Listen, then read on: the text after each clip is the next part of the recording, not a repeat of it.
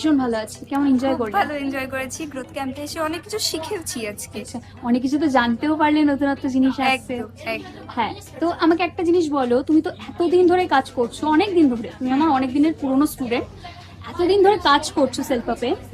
তো তুমি তো আমি শুনেছি রেলের পরীক্ষার জন্য হ্যাঁ, তুমি করছো ট্রাই, অ্যান্ড সেখানেও পড়াশোনা করছো, তার পাশাপাশি তোমার সেলফ আপেও কাজ করছো, এত টাইম পাচ্ছ কোথা থেকে? অনেকে তো বলে যে নিট পরীক্ষার জন্য আমি করতেই পারবো না, আমার এই পরীক্ষা আছে সেই পরীক্ষা আছে, পড়ালেখার পাশাপাশি আমি করতে পারবো না। তা তুমি কি করে করতে পারছো? আচ্ছা, এন্ট্রান্স এক্সাম দেওয়ার জন্য আমি জানি অনেকটাই টাইম দিতে হয়, বাট সত্যি কথা বলতে সেলফ আপে কিন্তু তোমার 2 থেকে 3 ঘন্টা টাইম দিলেই এনাফ। আর তুমি 2 থেকে 3 ঘন্টা টাইম দিয়েই বাড়িতে বসেই তুমি একটা ভালো রোজগার করতে পারছো।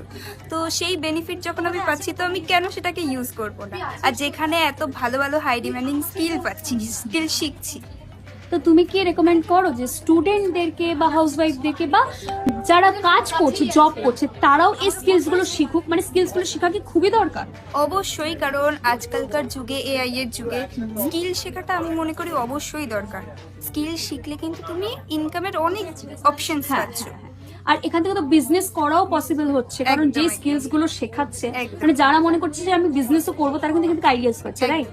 এই তো জন্য তুমি ওকে ফিউচারে কিছু করতে চাইছো, নিজের বিজনেস নিয়ে কিছু ভাবছো? হ্যাঁ, যেহেতু আমার ফার্মাসি নিয়ে আমি পড়েছি, তো লাইসেন্স আছে, তো অবভিয়াসলি